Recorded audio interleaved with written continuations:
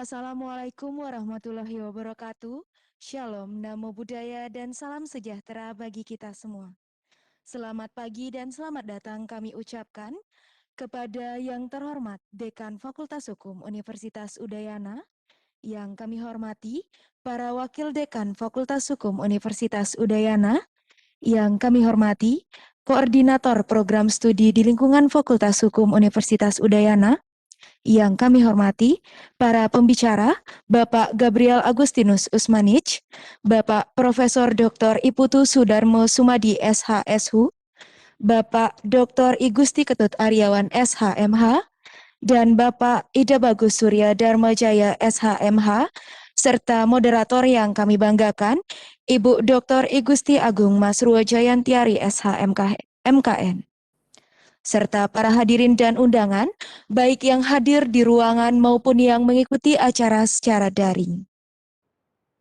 Puja dan puji syukur kami panjatkan kehadirat Tuhan Yang Maha Esa, karena atas berkat rahmat dan karunia Beliau, kita dapat berkumpul pada hari ini, Jumat 12 Maret tahun 2021, bertempat di Aula Fakultas Hukum Universitas Udayana, dalam acara seminar bagian hukum pidana yang bertajuk Perspektif Hukum Salah Transfer Dana dalam Dunia Perbankan.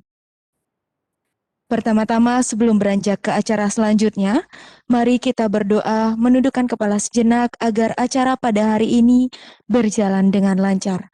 Untuk itu hadirin dimohon untuk berdiri.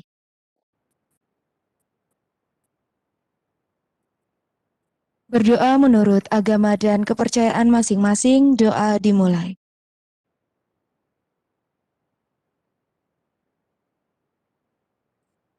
Doa dapat diakhiri, hadirin disilakan untuk duduk kembali. Acara selanjutnya adalah sambutan dari Dekan Fakultas Hukum Universitas Udayana yang sekaligus membuka secara resmi acara seminar pada pagi hari ini. Untuk itu kepada yang terhormat, Bapak Dr. Putu Gede Aryo Sumertayase SHMH, kami silakan.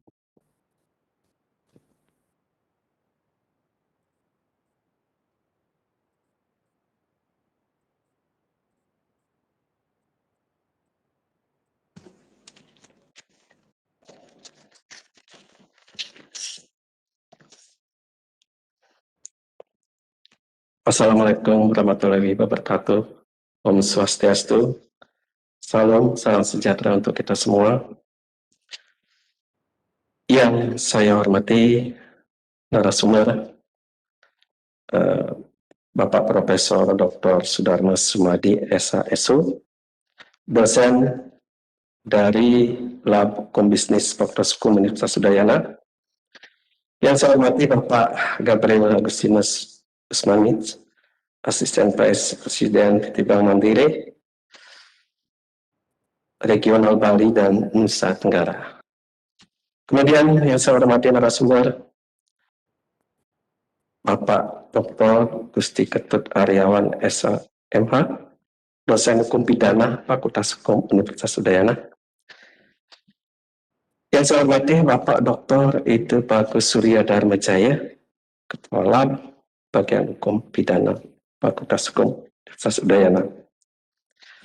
Yang pertama-tama mari kita panjatkan puji syukur kehadapan Ida Sang Yang Widi Wasa, Tuhan Yang Maha Pengasih dan Penyayang. Karena berkat beliau kita bisa berkumpul untuk menyelenggarakan diskusi seminar dengan tema perspektif hukum salah transfer dana dalam dunia perbankan yang diselenggarakan 12 Maret 2021. Tema ini tentulah faktual adanya. Jadi kalau diikuti dari perkembangan dunia perbankan, masalah ini adalah masalah yang sedang terjadi, baru lalu, mungkin sekarang, atau mungkin yang akan datang juga akan bisa saja terjadi, sehingga kita perlu dari sisi akademisi untuk mencari solusi atau menyelesaikan masalah ini supaya dari sisi hukum semua terlindungi.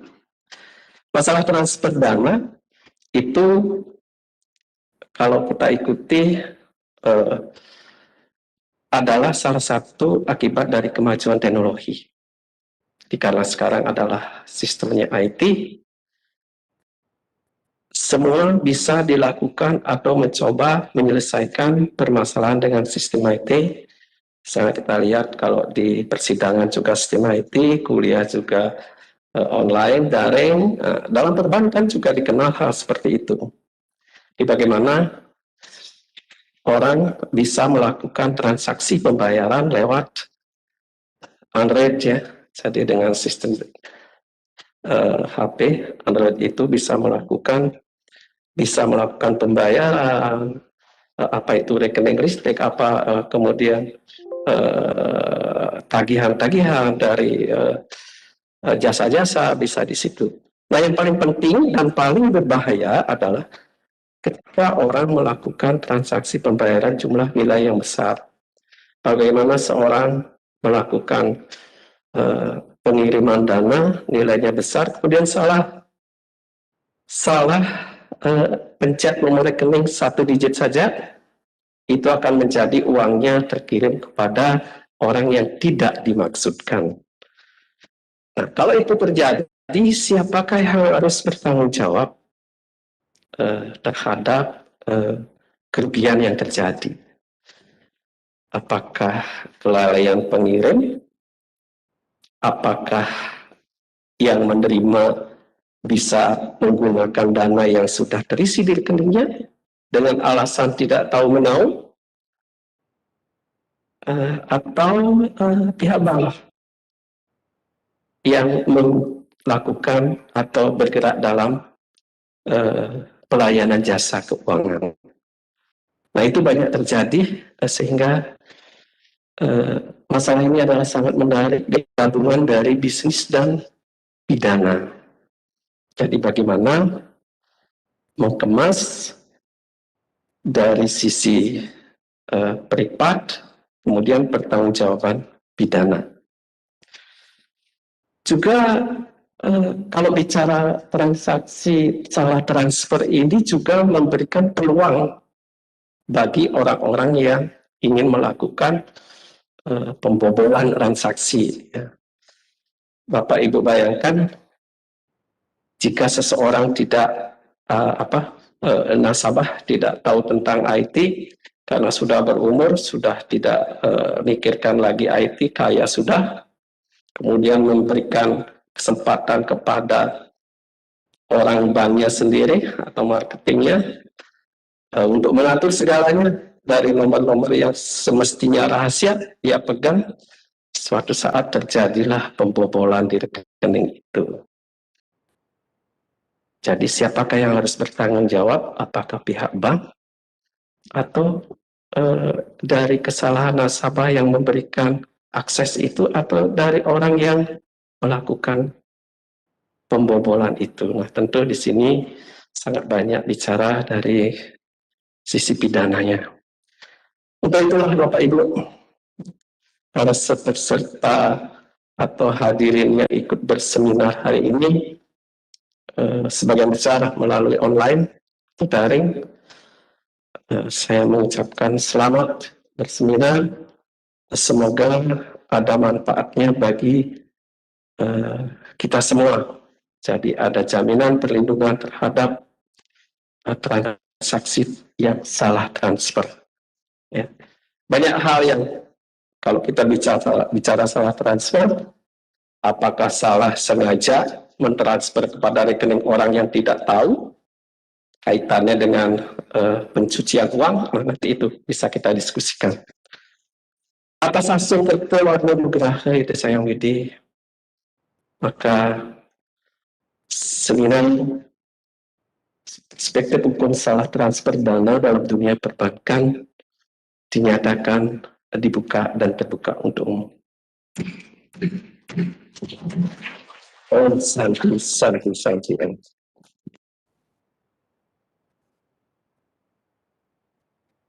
Terima kasih atas sambutan dari Bapak Dekan Fakultas Hukum Universitas Udayana.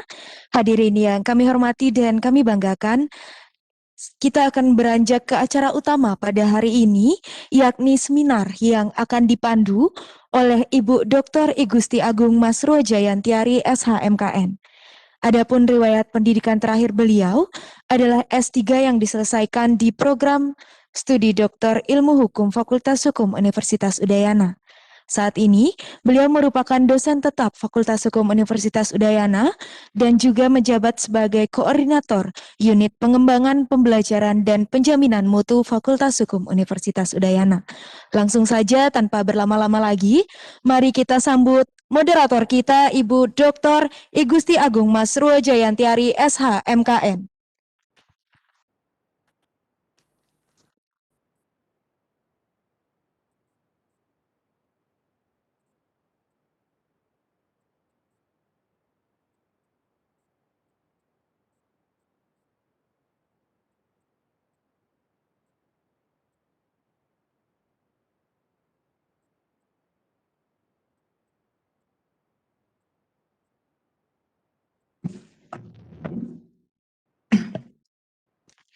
Om Swastiastu.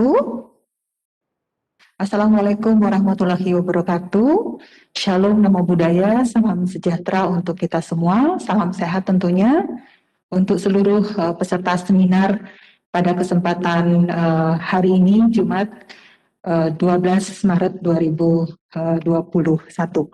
Yang terhormat Bapak Dekan Fakultas Hukum Universitas Udayana, para wakil dekan, kemudian seluruh undangan yang tidak bisa saya sebutkan satu persatu, dan juga seluruh peserta seminar dari Laboratorium Bagian Hukum Pidana Fakultas Hukum Universitas Udayana, baik yang sudah bergabung secara offline ataupun juga secara online. Terima kasih sudah ada bersama kami pada pagi hari ini. Bapak Ibu hadirin sekalian, sangat menarik sekali ada sebuah fenomena kekinian yang tengah banyak dibahas.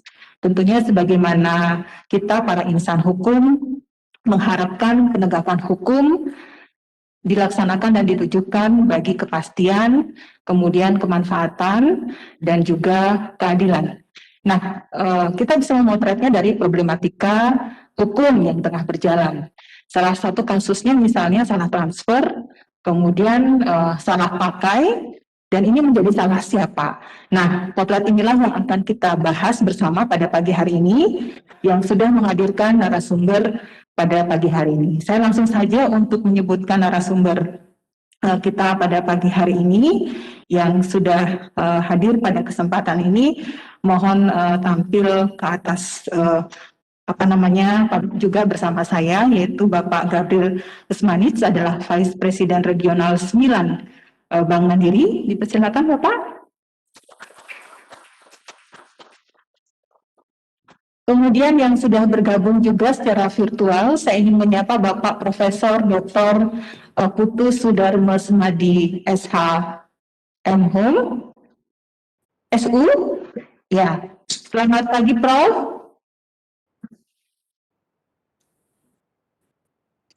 Ya, saya sampaikan beliau adalah guru besar Fakultas Hukum Universitas Udayana. Konsentrasi beliau di ilmu hukum bisnis dan keperdataan. Suaranya diterima dengan baik ya, Prof? Sampun, sudah. Oke. Suaranya yang gimana? Ya. Sudah, Prof. Baik, Selamat pagi, salam sehat, Prof. Sami-sami. Baik, demikian tadi yang bergabung secara virtual bersama kami narasumbernya. Yang berikutnya masih kita punya dari kajian hukum pidana, tentunya akan banyak dibahas nanti oleh beliau, yaitu Bapak Dr. I Gusti Ketut Aryawan SHMH. Kami persilakan untuk tampil ke atas panggung, Bapak.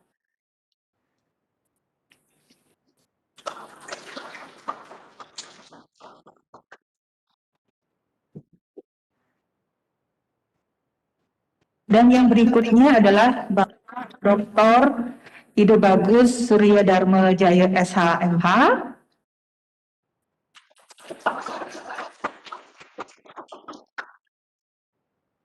Beliau adalah Ketua Laboratorium atau Bagian Hukum Pidana Fakultas Hukum Universitas Udayana.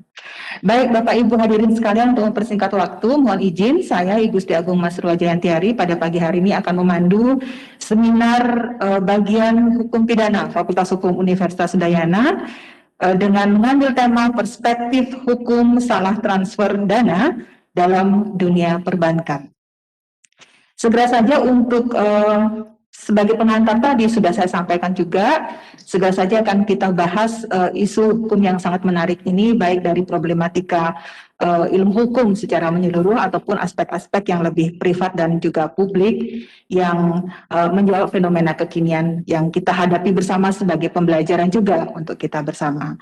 Baik, segera akan dibahas oleh narasumber yang pertama terlebih dahulu. Adapun waktunya adalah kita akan selesai sampai pukul 13 nanti, tentu dengan memaksimalkan waktu untuk bisa diskusi dan pemaparan dari para narasumber. Kemudian juga nanti akan ada sesi diskusi. Kami juga mengundang para peserta secara offline ataupun juga secara online yang sudah bergabung. Tampaknya juga sudah banyak sekali partisipan yang bergabung, hampir lebih dari 250 tadi yang sudah ada di partisipan link Webex kami. Terima kasih. Kami izinkan selama masa pemaparan nanti untuk mungkin mengkonfirmasi para narasumber dan menanyakan di sesi diskusi nanti. Begitu kira-kira yang bisa saya sampaikan sebagai pengantar. Selanjutnya saya langsung saja menuju ke Bapak Gabriel Agustinus Usmanits selaku Vice President Regional 9 Bali dan Nusa Tenggara Bank Mandiri. Sebelum saya memberikan kesempatan untuk pemaparan materi, saya sampaikan bahwa Bapak Gabriel ini sudah sangat banyak sekali berkecimpung dalam dunia perbankan. Salah satunya adalah sebagai legal staff, kemudian Complete Banker Program, dan juga pendidikan diselesaikan di Universitas Diponegoro Semarang. Begitu Bapak ya. Dan yang terakhir adalah seperti yang tadi saya sebutkan, adalah beliau adalah Vice President untuk Regional 9 Bali dan Nusa Tenggara di Bank Mandiri. Baik, untuk kesempatan yang pertama untuk membedah problematika ini, kami persilakan saja langsung Bapak, waktunya maksimal secara 15 menit ya. Ya.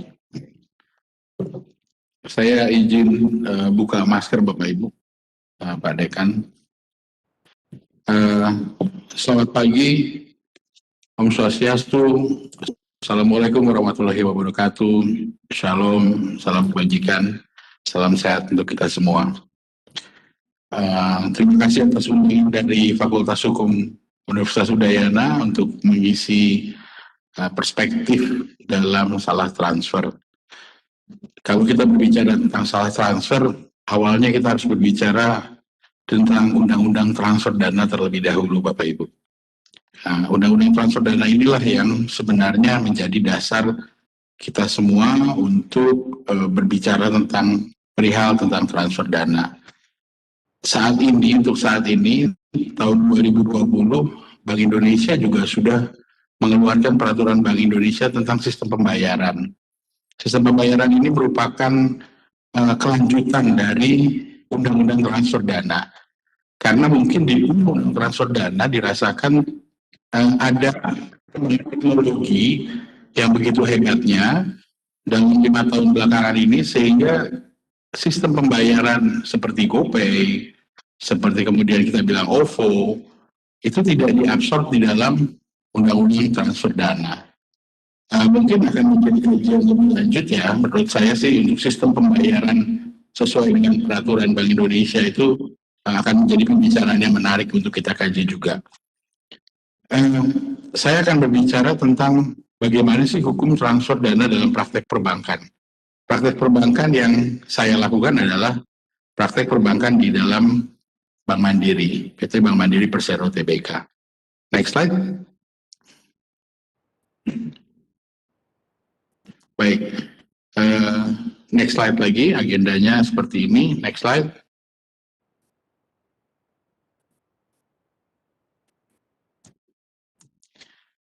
Next lagi, Mas. Slide keempat. Baik, dasar hukum yang kita yang kita harus perhatikan adalah yang pertama adalah Undang-Undang Transfer Dana, Undang-Undang Nomor 3 Tahun 2011, kemudian Peraturan Bank Indonesia yang merupakan peraturan turunan dari Undang-Undang Transfer Dana tahun 2012, kemudian selaku perbankan sebagai penyelenggara transfer dana. Next slide.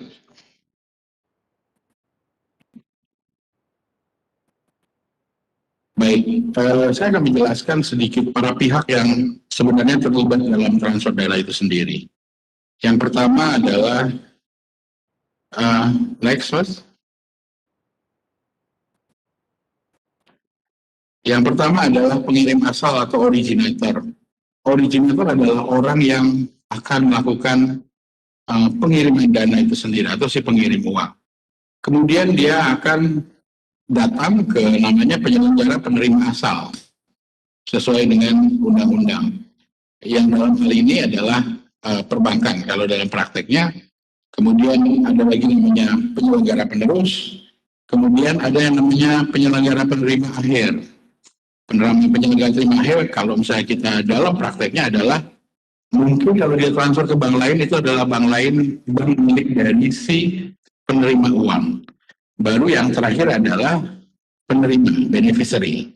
Seperti itu. Next. Baik. Dasar hukumnya transfer apa sih? Pasti orang ketika berbicara tentang suatu perbuatan hukum, dasarnya pasti selalu adanya perjanjian. Ya, secara sadar ataupun tidak sadar ketika orang itu kita ngomong adalah nasabah akan melakukan transfer, dia sebenarnya sudah terikat terhadap perjanjian. Ya, ketika kita buka rekening, kita terikat yang namanya perjanjian pembukaan rekening. Ada hal-hal yang boleh yang merupakan hak dan kewajiban dari pembuka rekening maupun dari bank penyelenggara pembuka rekening. Seperti itu. Next.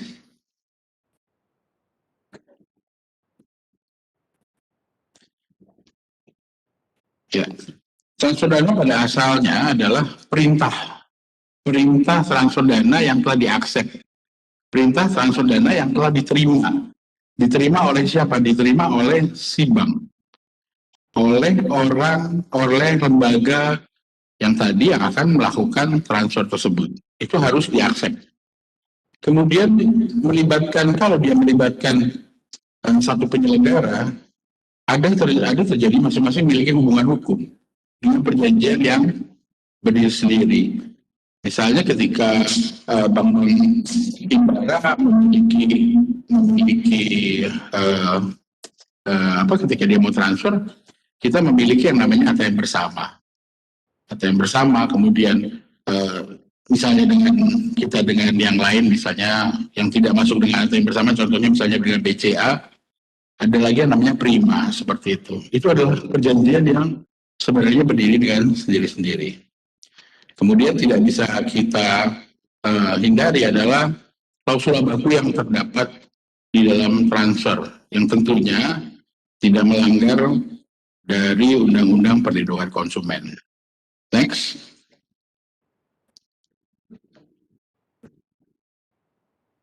Next slide. Sebelum. Oke. Hak dan kewajiban.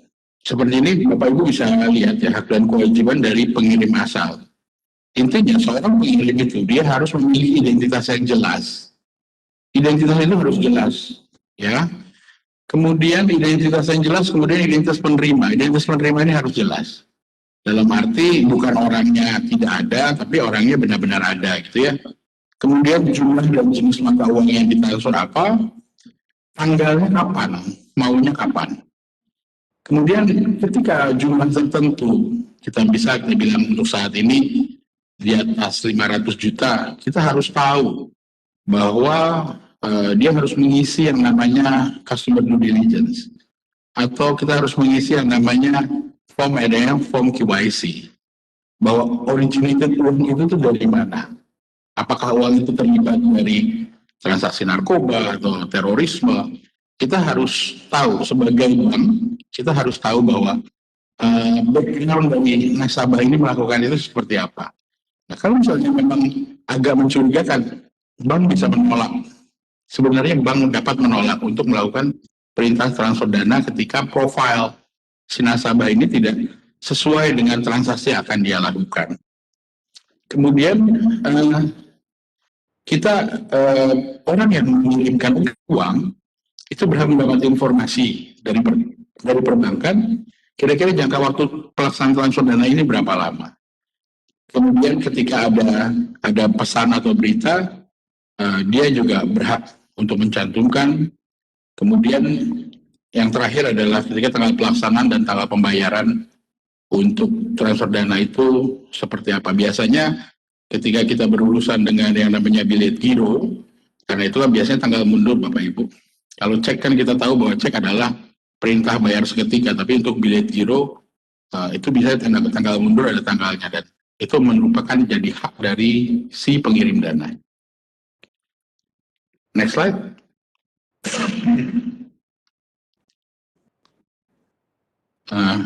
Nggak muncul ya. Next slide, ini yang tadi saya bilang. Kemudian next slide. Lagi.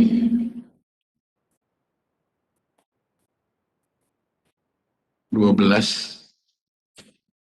muncul ya, oke. Lagi, Mas? Baik. Ada beberapa hak dan kewajiban dari penyelenggara yang diatur di dalam undang-undang. Yang pertama adalah jika pengirim tidak mengisi informasi yang lengkap, maka kami selaku bank dapat melakukan penolakan terhadap transfer. Next slide boleh?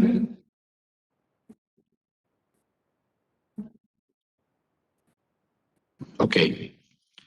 Yang tadi saya bilang bahwa bank berhak menolak jika identitasnya itu tidak jelas. Sebenarnya kenapa sih bank berhak menolak gitu? Ya karena satu lagi untuk melindungi yang namanya sistem perbankan kita. Karena begitu banyak aliran uang-uang yang tidak jelas di luar sana, yang asalnya dari mana, sehingga bank memiliki hak untuk menolak melakukan perintah transfer dana jika uang tersebut asalnya tidak jelas. Kemudian kita sebagai perbankan, jika itu ada berita, itu wajib kita tuliskan. Misalnya berita untuk pembayaran hutang atau untuk pembayaran tanah, memang wajib kita teruskan. Terkadang beberapa dalam prakteknya misalnya, ketika orang berbicara ini untuk pembayaran tanah, padahal misalnya kita bilang adalah gratifikasi. Nah, ketika sudah kita lakukan hal itu, bank tentunya akan dibebaskan dari tanggung jawab pidana yang terjadi terhadap tindakan itu, karena bank sudah secara benar sudah menulis apa sih keinginan dari pengirim dana. Kemudian kita wajib memberitahukan pengirim asal jika kita tidak melaksanakan transfer dana. Ya, jika kita tidak bisa melaksanakan transfer dana, misalnya kita bilang ketika yang sistem clearing nasional misalnya putus, tapi itu kan jarang terjadi. Kita wajib beritahu terhadap si orang yang pengirim bahwa Pak, kita ada trouble terhadap sistem clearing nasional atau RTGS, yang tadinya RTGS bisa cepat, ini menjadi lama. Itu wajib kita informasikan kepada penerima. Kemudian, next slide. Nah, ini kita wajib memperhatikan perjanjian antara pengirim asal, antara penyelenggara pengirim asal dengan pengirim asal. Itu adalah seperti bentuknya jika di dalam praktek Bank Mandiri adalah Bapak Ibu ketika mau buka tabungan ada tanda tangan yang namanya aplikasi pembukaan rekening. Nah, itu merupakan perjanjian yang mengikat antara kita dengan Bapak Ibu selaku nasabah. Kemudian accept jika mengaksepkan dengan segera. Accept maksudnya kita menerima pada hari berikutnya. Misalnya itu tidak dilakukan dengan segera, dia wajib melakukan pengaksepan dengan segera. Kadang-kadang pengaksepan ini ya tadi misalnya ada terkendala dengan komunikasi, terkendala dengan jaringan, banyak halnya yang terjadi di lapangan yang sebenarnya tidak di luar dugaan. Ketika orang melakukan transfer kemudian kok belum nyampe ya, kenapa ya transfernya kok belum nyampe? Ya kita nggak tahu trouble-nya seperti apa. Jadi kita harus balik lagi ke yang slide sebelumnya, tadi saya bilang bahwa kita harus menginformasikan selaku perbankan kepada nasabah ketika ada trouble. Next slide. Next. Bank juga berhak menolak pengaksepan. Dan kita harus memberitahukan kepada nasabah bahwa kita melakukan penolakan tersebut. Itu ya beserta alasannya. Misalnya kayak tadi, profilnya kok aneh, jadi kita nggak bisa mengirimkan dana ini. Atau kita better menghindari hal-hal yang misalnya nggak jelas nih uangnya dari mana. Nah, itu kita sebenarnya bisa nolak, tapi kita juga harus kasih tahu sama dia, mohon maaf kami tidak bisa melakukan ini dan alasannya. Sehingga ada dasar juga buat bank ketika nanti terjadi sesuatu dengan pertanggungjawaban pidana mungkin seperti itu. Kemudian bank ini wajib untuk mengirimkan dananya itu dan sampai selesai. Maksudnya sampai itu dana itu diterima dengan baik oleh si penerima akhir. Nah, kalau itu tidak dilanjutkan, misalnya ada putusan pengadilan, kita bilang misalnya untuk putusan pilot, ketika dia mentransfernya jam 5, ternyata pilotnya dinyatakannya itu hari sebelumnya gitu. Kita harus tetap bank itu harus memberitahukan bahwa kepada penyelenggara, kepada pengirim asal bahwa dananya ini tidak bisa kita kirim karena ada putusan pilot. Atau misalnya tiba-tiba dari pihak kepolisian minta blokir. Kita harus memberitahukan kepada si pengirim asal jika dana itu tidak dilanjutkan. Kita bisa menggunakan jasa penyelenggara penerus untuk pasal 25. Kemudian, nah ini ketika penyelenggara penerus ini adalah lembaga lain di luar bank ya, yang biasanya maksudnya di luar bank pengirim. Misalnya ketika kita transfer ke bank lain gitu ya, itu kan penyelenggara penerus kemudian dia transfer lagi, misalnya mau transfer ke BPR lah. Kita bilang BPR, tapi BPR ini nggak punya kerjasama sama kita, tapi dia punya kerjasama sama, misalnya kita bilang dengan BCA. Ya, kita harus benar-benar istilahnya memantau gitu, apakah benar-benar ini oleh penyelenggara penerus ini diteruskan kepada Bank BPR. Seperti itu. Nah, kalau misalnya tiba-tiba BPR-nya ini dipilotkan oleh lembaga dan kemudian diurus oleh lembaga penjamin simpanan, kita harus menyebutkan perintah transfer dana baru. Ya, perintah transfer dana baru. Memang ketika dibayangkan itu memang agak sulit ketika dibayangkan, tapi ketika di prakteknya kita melakukan ini ya bisa terjadi, terutama untuk transaksi yang di luar negeri, misalnya transaksi LC atau misalnya transaksi pengiriman uang dari luar negeri, ternyata kita nggak punya bank perwakilan di sana, otomatis kita pakai counterpart kita seperti itu. Nah, ini yang paling penting, nomor 3 Bapak Ibu, perintah transfer dana itu akan terjadi jika dana ini tersedia. Kalau nggak punya dana, ya kita mau transfer juga nggak akan mungkin kan, seperti itu. Kan tetapi marak sekarang yang terjadi adalah orang mengaku punya dana banyak, kemudian dibilang bahwa ini dananya diblokir, seperti itulah ya. Nah, yang sebenarnya paling gampang ya kalau orang ada seperti itu ya kita bilang aja ya cairkanlah sebagian. Nah, yang paling ketiga adalah yang menurut saya sih prinsip buat kita semua ya, bahwa kalau kita punya duit ya baru kita bisa transfer, kalau nggak punya duit ya kita nggak bisa transfer, seperti itu. Kemudian next slide.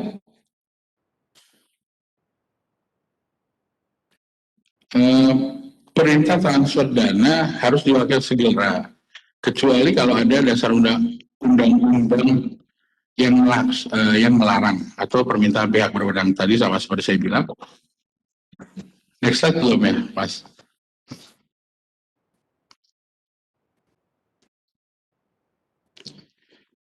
Oke, belum ya? Dan kemudian bank berhak mengenakan biaya transfer kepada nasabahnya. Ya, biasanya biaya transfer akan dibicarakan di depan dan kita akan memberitahukan kepada nasabah ini adalah untuk biaya transfer. Next slide.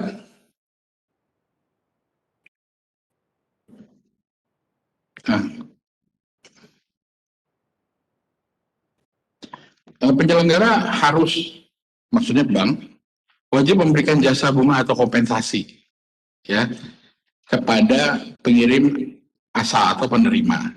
Jika yang pertama adalah perintah dilakukan tanggal yang berbeda. Misalnya ketika Bapak mau transfer hari ini ternyata tidak terrealisasi hari ini, tapi besok kita memiliki, selaku nasabah memiliki hak untuk meminta kompensasi terhadap dana tersebut. Yang kedua adalah tidak melakukan perintah setelah diaksep. Maksudnya diaksep ketika perbankan itu sudah menerima, mengaksep dana, oke, baik, saya akan kirimkan, dan dia tidak melakukan pengiriman itu dengan segera, maka selaku nasabah, Bapak Ibu bisa meminta kompensasi. Yang ketiga adalah pembatalan dana transfer. Ketika dana sudah diterima, kemudian dibatalkan, tapi underlying-nya jelas, kita berbicara underlying-nya jelas, bahwa uangnya adalah benar, legitimate, kemudian tiba-tiba dibatalkan, Bapak Ibu punya hak untuk meminta kompensasi. Kemudian terlambat melakukan transfer terlambat melaksanakan perintah transfer dana atau terlambat melakukan pengembalian dana. Misalnya dananya telah dikembalikan ketika salah transfer. Bapak Ibu juga memiliki kompensasi. Bisa meminta kompensasi kepada bank yang berlaku ketika dana tersebut tidak terlambat dikembalikan. Nah, terus yang ketiga adalah jika adanya kekeliruan atau terlambat melakukan koreksi. Misalnya transfernya ke nomor rekening lain.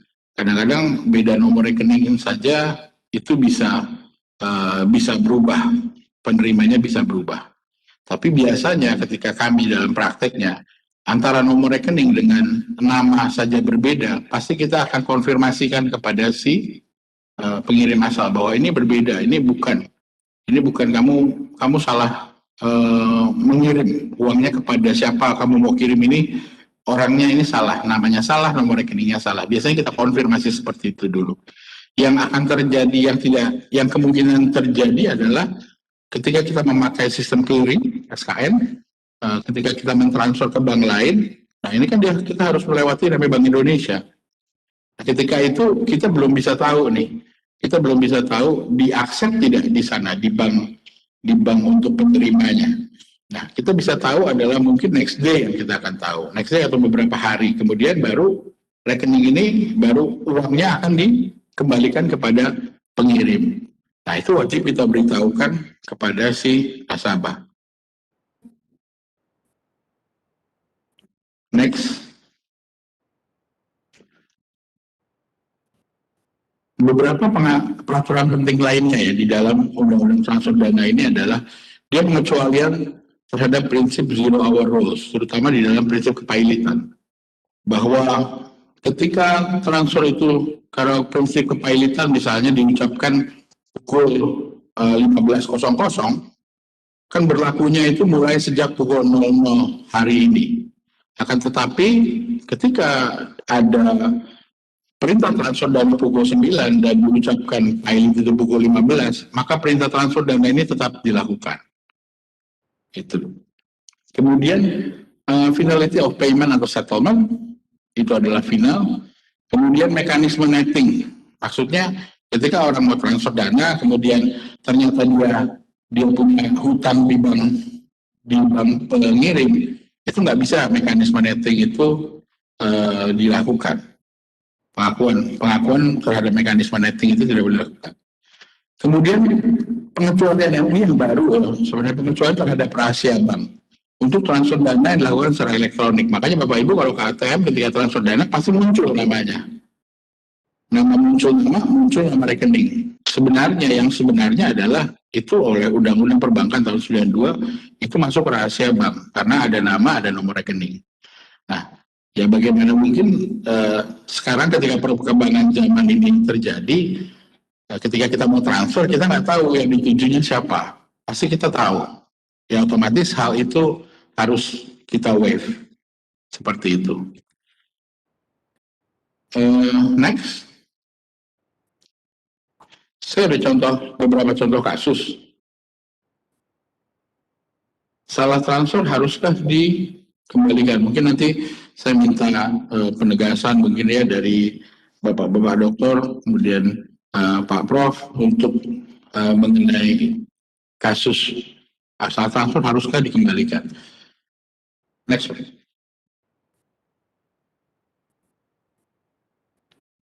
Prinsipnya ketika salah transfer, uang yang diterima oleh si penerima itu adalah bukan miliknya.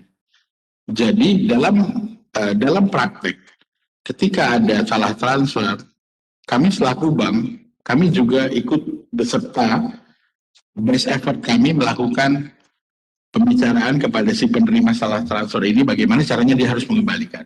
Seperti itu. Nah, misalnya dia salah transfer, nggak usah seperti itu. Ketika orang terburu-buru, ketika dia pakai mobile banking, ternyata salah transfer. Dia pencet yes, kemudian dia baru balik ke kita, baru balik memberitahukan sama kita, saya salah transfer. Yang bisa kita lakukan adalah kita menghubungi si penerima akhir, kemudian kita bilang, tolong dikembalikan uangnya. Seperti itu.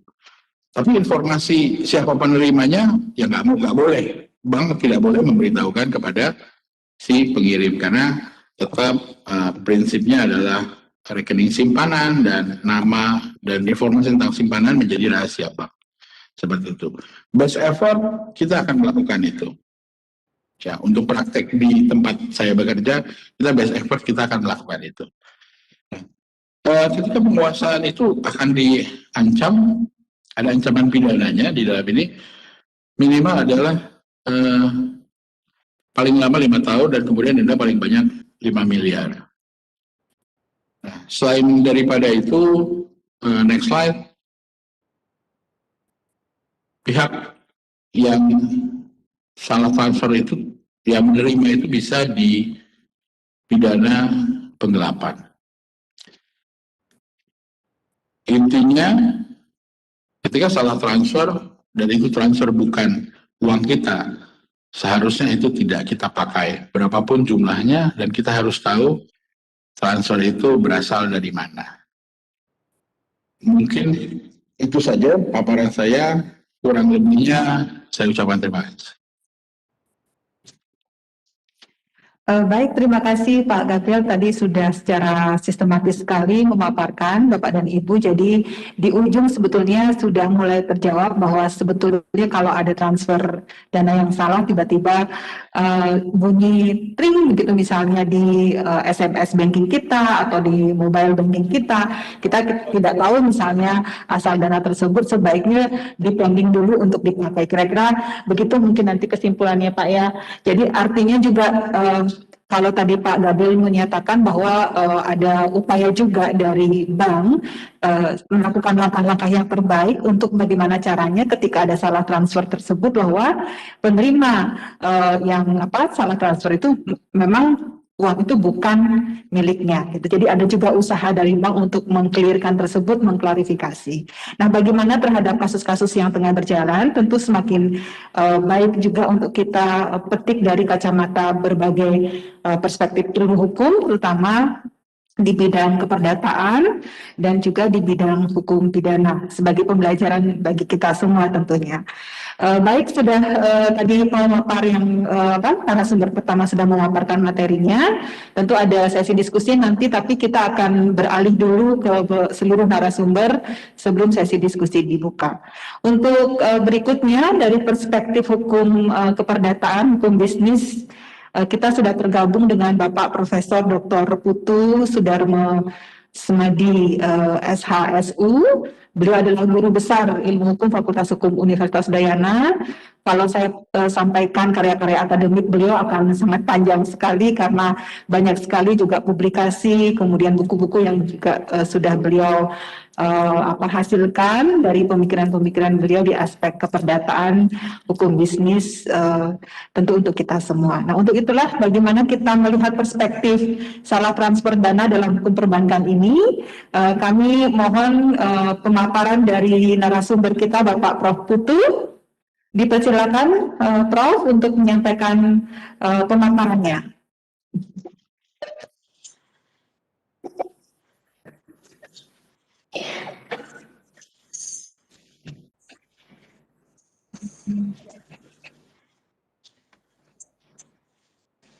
Terima kasih kepada, ya terutama kepada hukum pidana ya, dan lebih khususnya Dr. Ide Bagus Suryo Darmajaya ya, yang telah berempati mengikut sertakan saya sebagai narasumber bicara pada seminar ini.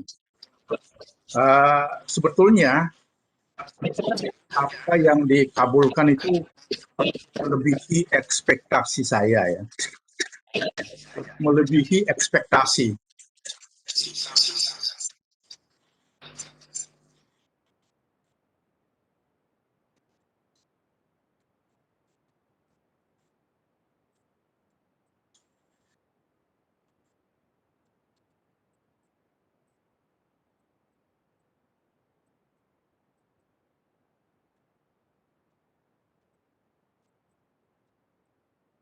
Nah, ini saya ada kesulitan.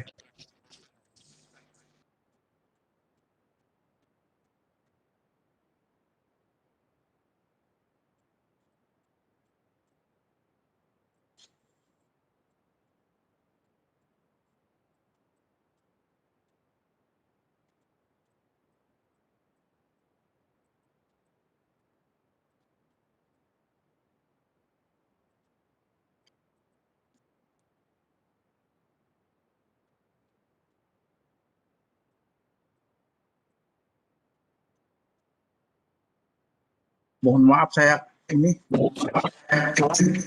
ada gangguan share. Tampaknya ada gangguan slide dari untuk menayangkan slide dan sharing konten dari beliau. Mungkin panitia bisa membantu dari sini, apakah beliau sudah mengirimkan materinya? Ya, sudah. Baik, kita akan bantu dari sini, Prof, untuk sharing kontennya. Ya. Ya, silakan.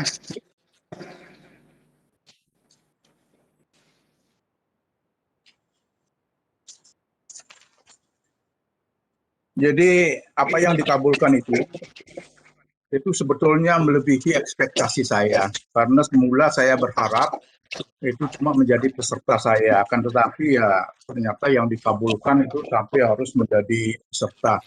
Ya, tidak apa-apalah, berhubung saya juga punya beberapa tulisan ya berkaitan, ya sekali lagi berkaitan dengan transfer dana. Jadi itulah yang akan saya sampaikan pada kesempatan ini ya. Nah, para peserta seminar yang saya hormati, yang saya cintai, pada kesempatan ini saya akan membawakan materi ya yang dikemas dengan judul Salah Transfer, Over Schuldige Betaling, dan Unjust Enrichment. Ya. Jadi itu semuanya merupakan konsep ya, merupakan konsep hukum, merupakan figur hukum ya.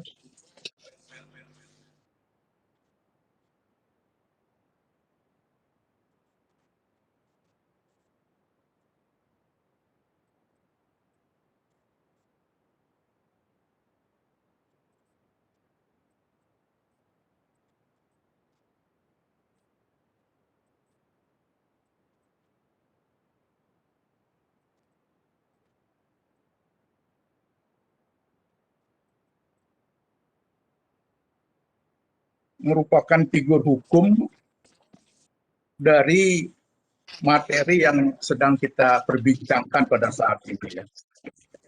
Jadi pertama-tama saya ingin menyampaikan yaitu perihal konsep ya. Kenapa demikian ya, karena konsep itu merupakan instrumen ya, merupakan sarana hukum, merupakan legal device yang sangat penting artinya ya. Pentingnya itu adalah dalam rangka sebagai wadah ya, yang menampung pemikiran dalam bentuk perkataan, nah sehingga dapat dikomunikasikan dengan mudah.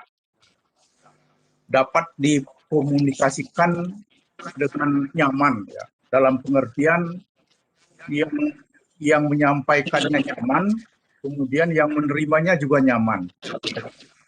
Demikian pula halnya dengan ini.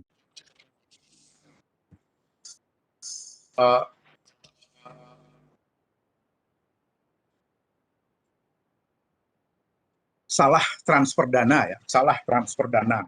Jadi yang perlu kita pahami, yang pertama-tama itu adalah konsepnya sendiri, salah transfer dana ya. Nah sampai saat ini ya sebetulnya belum ada definisi resmi ya, belum ada definisi resmi mengenai apa yang dimaksud dengan salah transfer dana. Kalau kita cari di peraturan perundang-undangan, ya, terutama yang terdekat itu adalah Undang-Undang Nomor 3 tahun 2011 tentang transfer dana, itu tidak kita jumpai ya, tidak kita jumpai. Apa yang dimaksud dengan transfer dana itu tidak kita jumpai. Yang kita jumpai di sana itu adalah pengertian mengenai transfer dananya saja.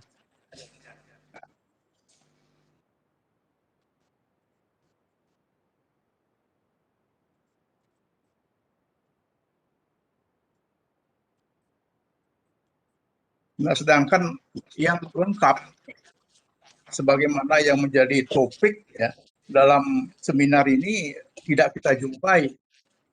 Nah, oleh karena demikian ya maka kita berusaha ya untuk melihat ya, apa sih ya, sebetulnya yang dimaksudkan dengan salah transfer dana. Yang salah itu apanya? Gitu ya. Kalau kita lihat ya pada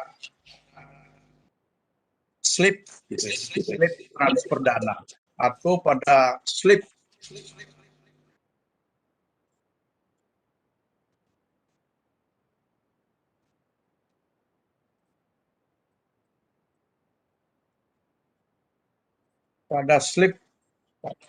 transfer ya, transfer uang itu ya itu sesungguhnya ya kegiatan yang dilakukan oleh yang mentransfer itu adalah mengisi formulir, mengisi ya. Yang pertama itu ya sederhananya itu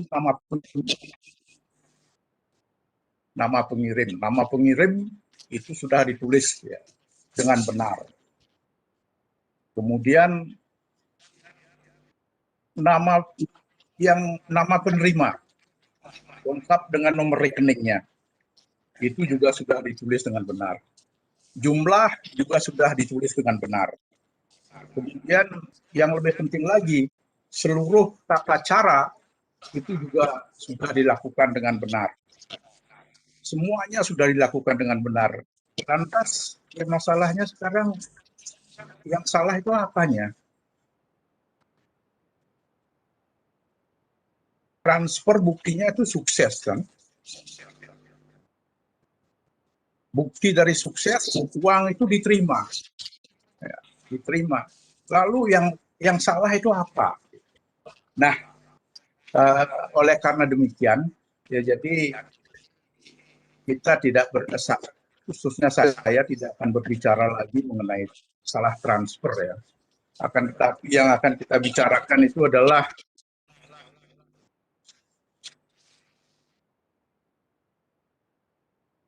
tentang peristiwa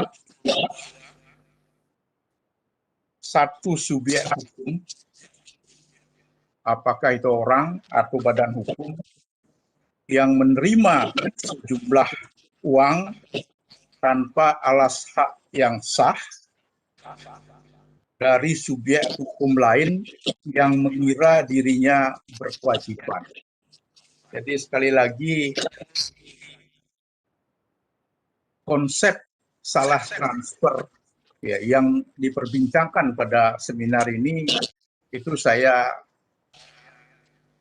dalam versi saya, itu adalah satu peristiwa ya, tentang satu subjek hukum, baik orang maupun badan hukum, yang menerima sejumlah uang tanpa alas hak yang sah dari subjek hukum lain yang mengira dirinya berkewajiban menerimakan uang tersebut.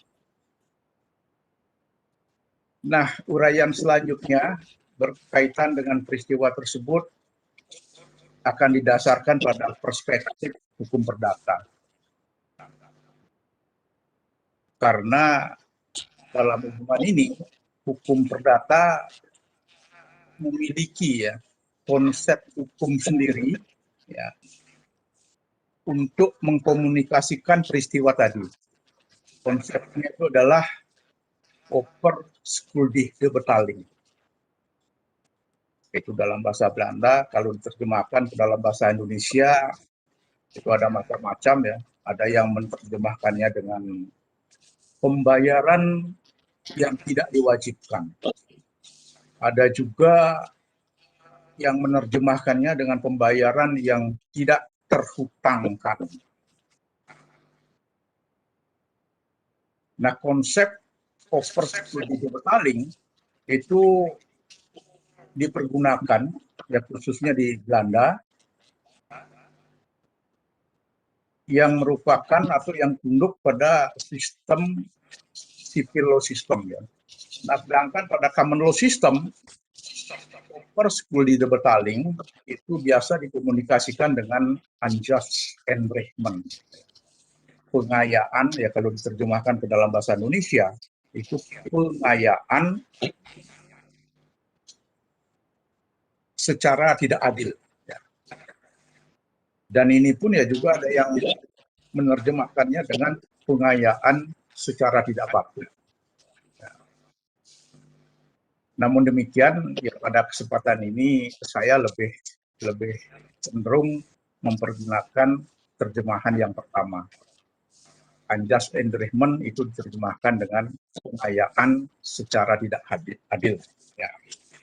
Nah, uraian berdasarkan perspektif perdata itu ya menyangkut ya aspek civil law system dan common law system, baik dari aspek teoritis maupun ya sedikit aspek filsafat hukumnya ya.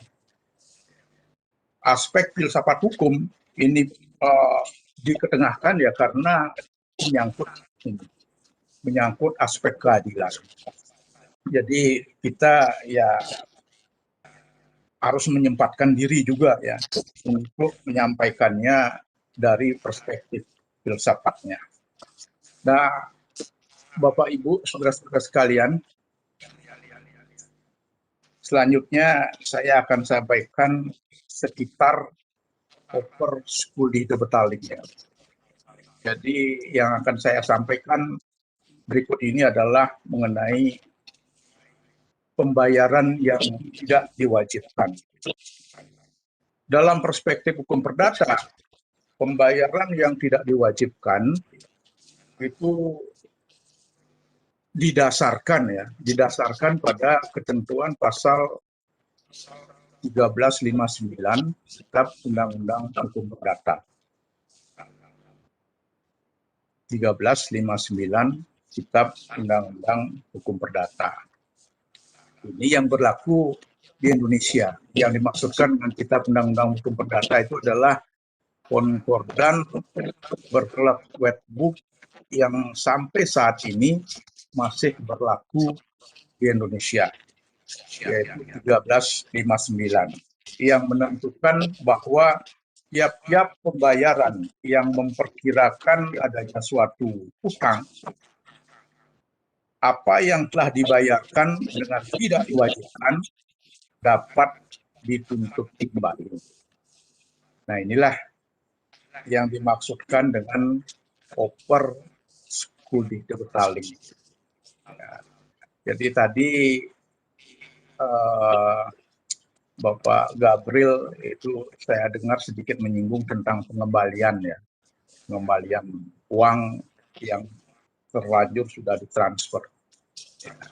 Nah, kalau kita bicara pengembalian, ya itu ranahnya hukum perdata, khususnya 1359. Namun ya pada kesempatan ini pembicaraan nanti itu akan lebih menekankan tentang pertimbangan ataupun alasan mengapa harus dikembalikan. Nah, itu semuanya akan dibicarakan dalam perspektif hukum perdata. Nah, berkaitan dengan over skuditebetaling, itu dapat saya kemukakan sebagai contoh ya.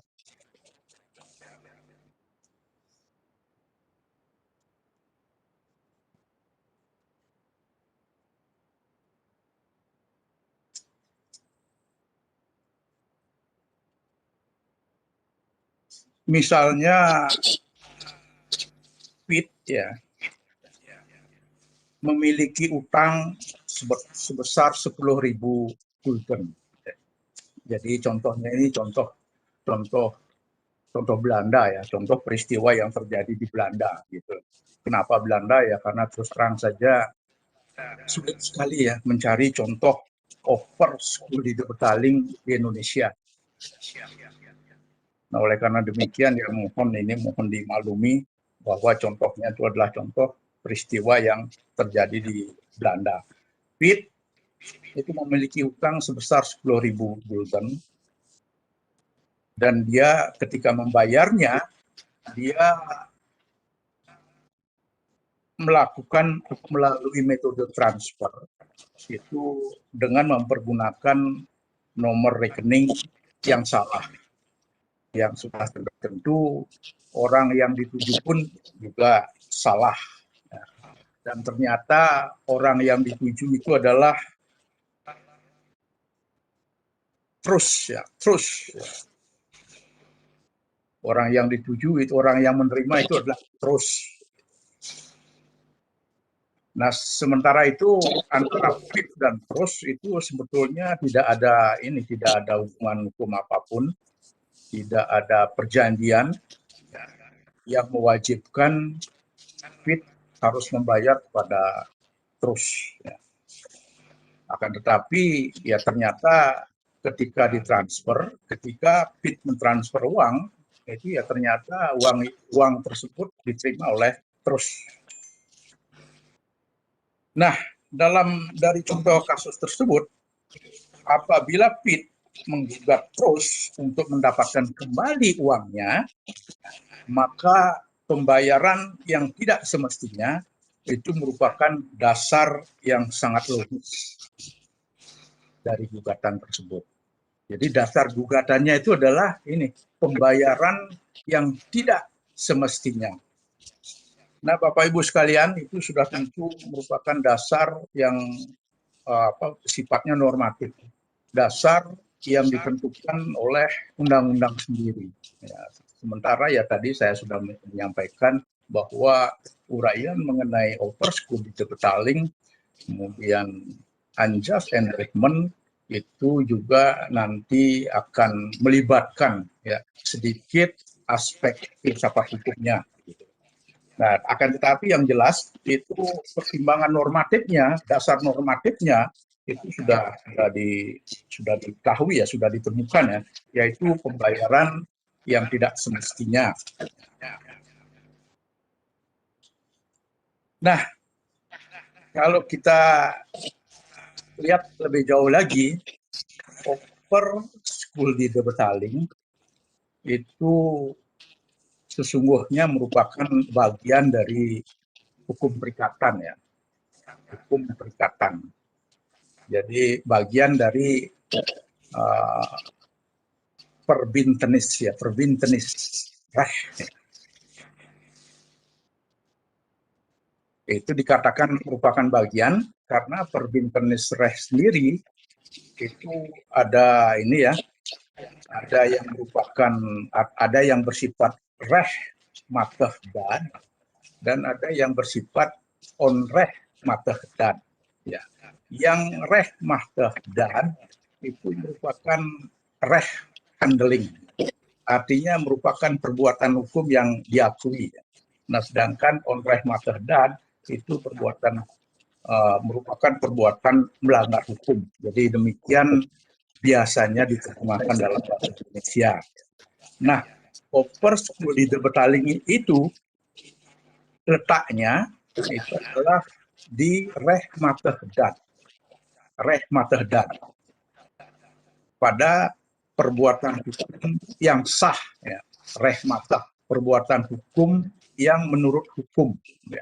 Perbuatan yang legal, reh mateh dan, ya.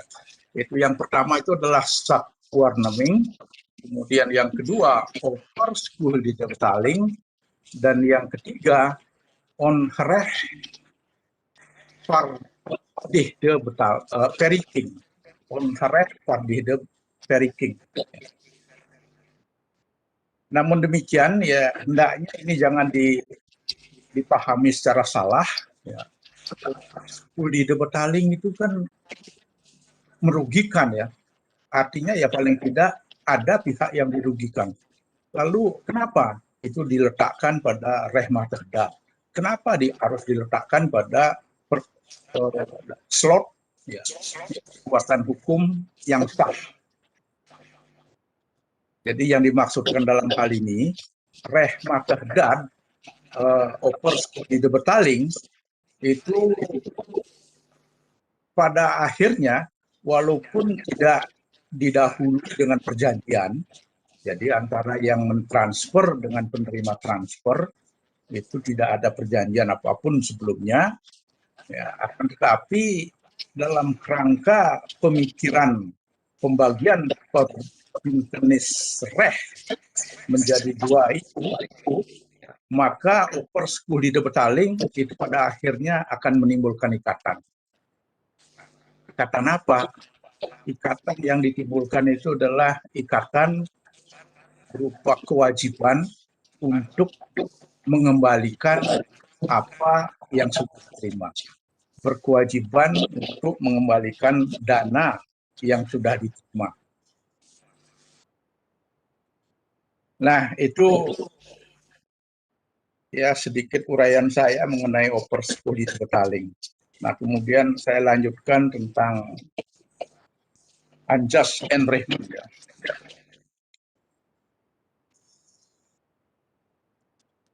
Unjust enrichment.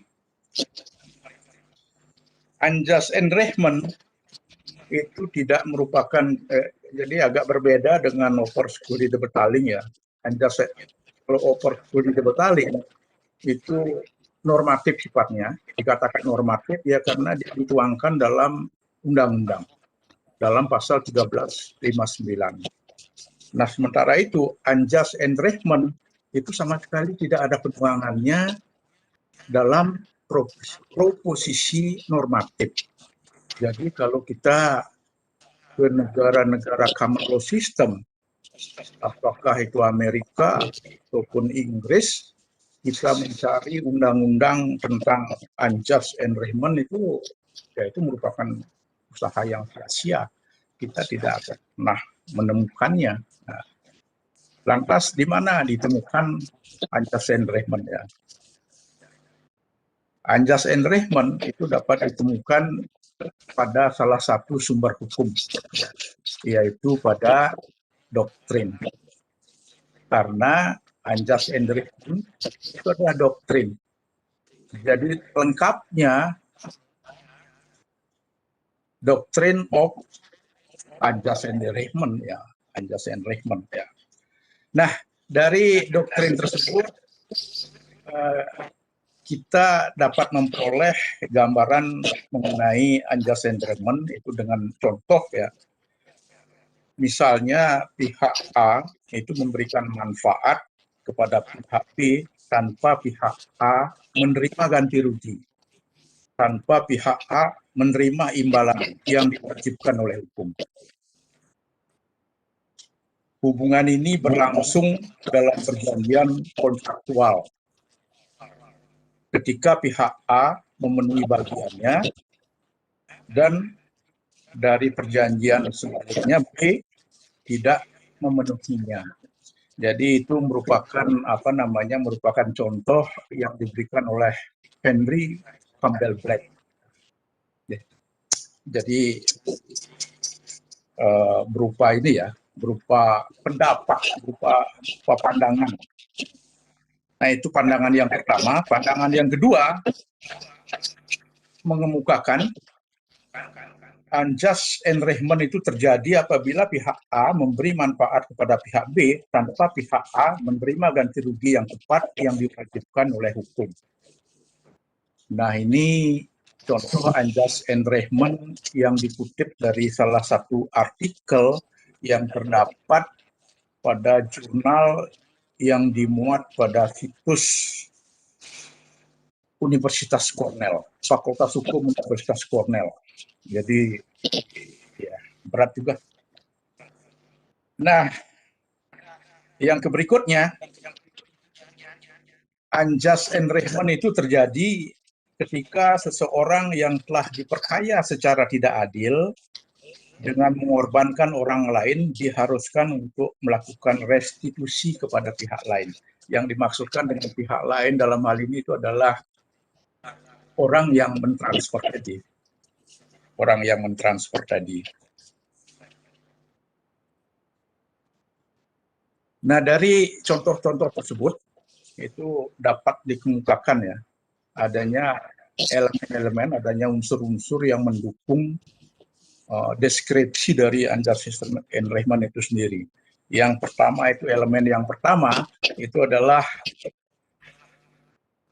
terjadinya error in persona. Nah, error in persona. Jadi dengan demikian istilah salah transfer dana itu sebetulnya ya ada gininya juga ya, ada tepatnya juga. Tepatnya apa? Ya kalau istilah salah itu diterjemahkan dengan error. Salahnya di mana? Errornya di mana? Errornya itu adalah pada penerima. Pada penerima. Kemudian yang kedua, kalau dikemukakan bahwa baik overstalling maupun unjust enrichment itu merupakan suatu bagian dari perikatan, merupakan suatu bentuk dari perikatan, maka muncul elemen yang kedua, yaitu adanya ketidakseimbangan pelaksanaan kewajiban. Tidak seimbangnya di mana? Ketidakseimbangan itu terjadi pertama ketika pihak pentransfer, pihak yang melakukan transfer itu sudah melakukan prestasi, ya, sudah melakukan kewajiban. Dikatakan melakukan kewajiban ya karena ya sebelumnya dia mengira dirinya berkewajiban. Nah, misalnya dalam hubungan utang piutang, dia mengira dirinya berkewajiban. Nah, intinya dari unsur yang kedua ini, pertama itu pentransfer itu sudah melakukan kewajibannya. Nah, yang tidak melakukan kewajibannya itu adalah ini yang menerima.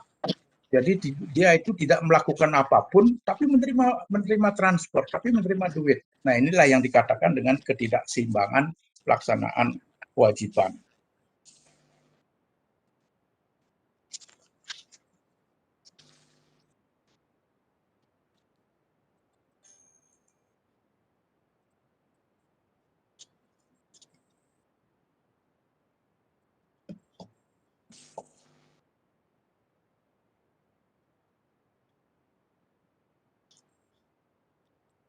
Nah, apa yang menjadi dasar bagi pemberi manfaat atau keuntungan melakukan pengayaan untuk memperoleh restitusi? Jadi pertanyaan ini ya sebetulnya ya sama saja dengan pertanyaan apa yang menjadi dasar penerima pemberi transfer itu menerima kembali atau apa yang menjadi dasar penerima berkewajiban mengembalikan uang yang sudah diterimanya. Nah, untuk itu ya pertama-tama kita perlu mengadakan perbandingan, semacam perbandingan antara offer security betaling pada satu sisi dengan unjust enrichment pada sisi lain ya. Offer security betaling itu merupakan ya pembayaran tanpa adanya hutang dan atau pembayaran yang tidak diwajibkan. Nah, sedangkan unjust enrichment itu merupakan pemerkayaan secara tidak adil dengan mengorbankan orang lain. Nah, ini kok ada mengorbankan orang lain ya. Nah, ini merupakan suatu istilah yang dipergunakan karena ada yang menjadi korban. Ya. Siapa yang menjadi korban? Yang melakukan transfer. Ya. Itulah yang dikatakan pemerkayaan secara tidak adil dengan mengorbankan orang lain. Nah, unsur pembeda yang kedua, pada offer security betaling itu tidak ada alas hak ya, bagi penerima. Jadi yang dimaksudkan dengan alas hak dalam hal ini itu adalah misalnya ya, seorang pembeli yang sudah membayar harga barang itu memiliki alas hak ya, untuk mendapatkan dan memiliki barang yang dibelinya. Itu yang dinamakan dengan alas hak ya. Nah, sedangkan pada offer security betaling itu yang tidak didahului dengan adanya ikatan, itu tidak ada alas hak ya, yang dapat dipergunakan ya, untuk menerima ya, apa yang sudah ditransfer. Nah, pada unjust enrichment unsur pembeda tersebut itu dikemukakan dengan ketidakadilan dan ketidakpatutan. Ya. Keadilan yang dimaksudkan di sini adalah keadilan yang khas dalam hukum perdata. Ya. Nah, ini yang saya maksudkan dengan aspek filsafat hukumnya, ya, yaitu keadilan korektif. Ya. Keadilan korektif. Keadilan yang mewajibkan seseorang, ya dalam hal ini yang menerima manfaat secara tidak adil itu untuk mengembalikan dana ya, yang sudah diterimanya. Nah, itu yang dimaksudkan dengan keadilan korektif ya. Nah, sedangkan keadilan korektif ini sekaligus menjadi dasar ya. Menjadi dasar dari unjust enrichment. Menjadi dasar bagi penerima yang wajib mengembalikan. Ya. Nah, sedangkan pada offer security betaling, dasarnya itu adalah kemoralan dan hukum. Ya, kemoralan dan hukum. Ini ya sudah jelas ya, karena betul-betul diatur ya, ada pengaturannya dalam hukum, dan pelaksanaan hukum itu sendiri ya harus didukung dengan kemoralan.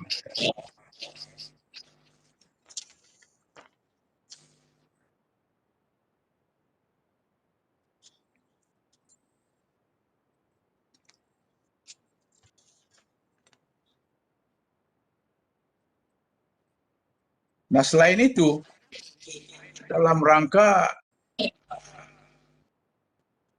mewajibkan penerima dana untuk mengembalikan dana yang telah di-store, itu ada teori ya, ada teori dan prinsip ya, yang dapat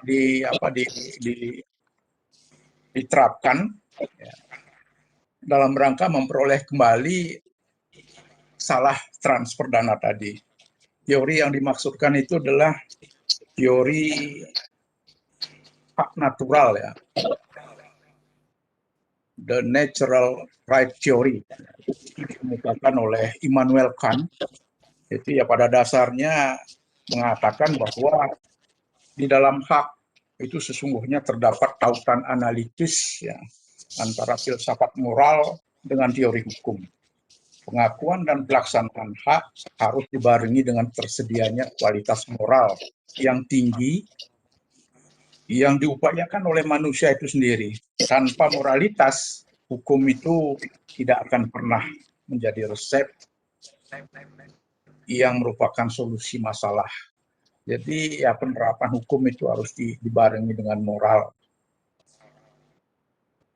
Nah, itu teori. Yang prinsip yang dimaksudkan itu adalah prinsip quantum meruit ya.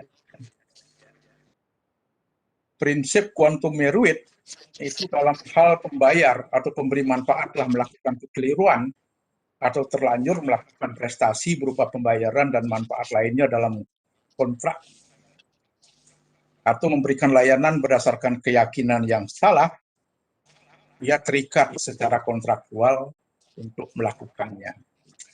Nah, ini sebetulnya prinsip quantum meruit tidak semata-mata ditujukan untuk unjust enrichment ataupun kepada overscolating ya. Akan tetapi dapat dimanfaatkan dalam rangka ya menagih kembali ya, dalam rangka mewajibkan ya, penerima dana salah transfer tadi untuk mengembalikan dana yang sudah diterima. Nah, kemudian doktrin ya, ini sekali lagi doktrin ya, doktrin kuasi kontrak ya, doktrin kuasi kontrak itu dengan cara membayangkan bahwa dalam overscolating, dalam unjust enrichment itu sebetulnya terdapat kontrak ya. Akan tetapi kontrak yang dipandang terdapat itu adalah merupakan kontrak yang dibayangkan. Kontrak karena semu sifatnya. Oleh karena demikian maka disebut kuasi kontrak. Kuasi itu semu, kontrak itu ya kontrak. Artinya ya kuasi kontrak itu adalah kontrak yang dibayangkan ada gitu. Jadi sama seperti ini pandangan dari Belanda tadi yang menempatkan overscolating itu dalam kerangka rekmah terdat yang kemudian menimbulkan ikatan, yaitu kewajiban. Ya kuasi kontrak itu juga demikian. Nah, namun berkaitan dengan overscolating dan unjust enrichment itu dalam kuasi kontrak itu sesungguhnya penerima transfer itu ditempatkan sebagai indebitatus assumptif ya. Indebitatus assumptif artinya orang yang mengambil hutang ya. Jadi ya dia ya secara sederhana ditempatkan sebagai debitur ya. Nah, sebagai debitur yaitu ya sudah tentu memiliki kewajiban ya untuk mengembalikan apa yang sudah diterimanya. Nah, Bapak Ibu, saudara sekalian, serta seminar, ya. Terakhir saya ingin menyampaikan bahwa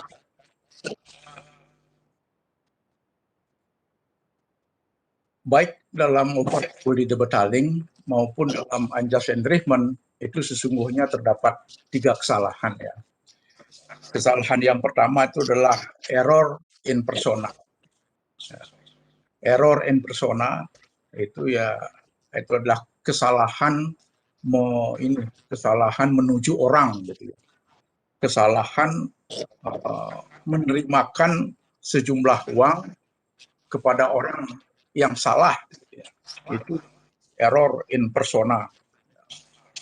Nah, kemudian yang kedua adalah error in summa. Error in summa itu adalah kesalahan jumlah. Ya. Misalnya ya terjadi ketika subjek hukum menerima sejumlah uang melebihi dari jumlah yang seharusnya. Jadi untuk contoh untuk kesalahan yang kedua ini ya sesungguhnya ada hubungan hukum ya. Perjanjian jual beli misalnya yang pembayarannya dilakukan melalui transfer, itu harga barang yang mestinya ditransfer itu 100.000, ya ternyata yang ditransfer itu adalah 200.000 atau lebih ya. Nah itu berarti error in summa. Nah yang ketiga, error in technica. Kalau diterjemahkan ke dalam bahasa Indonesia, salah teknis. Maksudnya salah teknis ini adalah ya yang banyak, yang sering terjadi, bahkan yang terjadi baru-baru ini ya di kasus di Surabaya itu sesungguhnya adalah error in technica. Ya. Jadi bukan error in technica ya, tapi error in persona ya, error in persona. Error in technica itu contohnya itu adalah transfer ya, yang dilakukan karena salah ini ya, karena kesalahan teknis ya. Salah teknis apakah orangnya yang mengoperasikan sarana transfer itu yang salah ataupun sistem ya, sistem transfer itu yang salah. Yang misalnya ya ketika seseorang ya pegawai negeri misalnya yang saat ini ya semuanya itu dibayar melalui bank ya, melalui bank itu setiap bulannya itu sudah dihitung sedemikian rupa bahwa gaji yang diterimanya setiap bulan itu adalah 10 juta gitu misalnya, tapi tiba-tiba ketika dia lihat e-bankingnya, itu ternyata saldonya itu membengkak ribuan kali lipat gitu. Ya, itu jadi 5 miliar gitu misalnya. Nah ini